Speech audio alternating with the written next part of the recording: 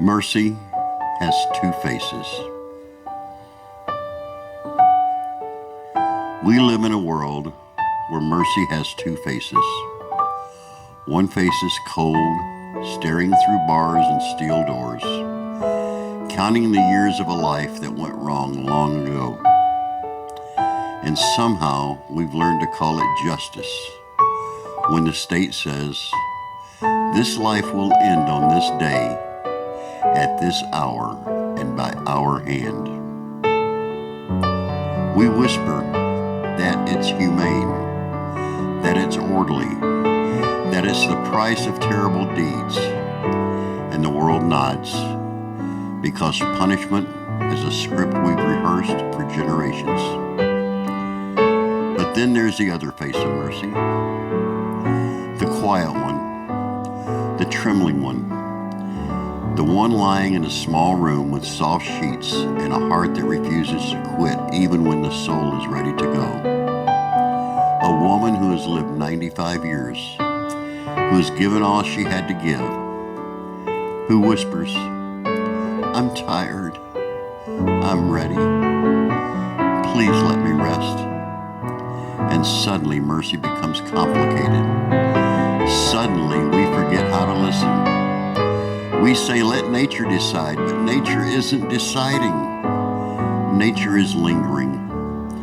Nature is holding her hostage in a body that no longer feels like home. She signed the papers, made her wishes clear, but the law says no, not today, not like that. And so she waits day after day, caught between breath and release, between wanting peace and being denied the right to choose it. Tell me, how did we learn to call it mercy when we end a life in punishment, but call it forbidden when we end a life in compassion? How did we decide that suffering must be endured when the one who suffers begs for dignity? Why is a peaceful goodbye more frightening to us than a violent past? Why do we trust the state to choose an ending, but not the person whose story is almost done? This isn't about giving up. This isn't about despair.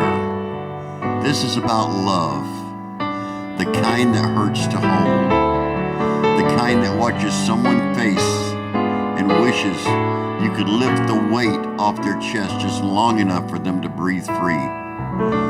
This is about honoring a life by honoring its final request. This is about dignity, not defeat. And maybe if enough of us speak, if enough of us stand up and say mercy should not be a crime, then maybe the lawmakers will listen. Maybe they'll see that a do not resuscitate is not the same as let me go peacefully. Maybe they'll understand that compassion should not be limited to courtrooms and prisons. Maybe they'll recognize and realize that the right to die with grace is not a threat to life, but rather it is a tribute to life. So I speak these words for the ones who cannot speak anymore, the ones who whisper their wishes into the dark and hope someone hears. I speak for the families who sit beside a fading heartbeat and wonder why love has to feel like helplessness. I speak for the woman who has lived her 95 years with courage, with faith, and with grace, and now ask only for the mercy we so freely give to those who took a life away. Mercy has two faces. It's time we choose the one that looks like compassion. It's time we choose the one that listens. It's time we choose the one that lets a tired soul go home to be with God in dignity. Thank you.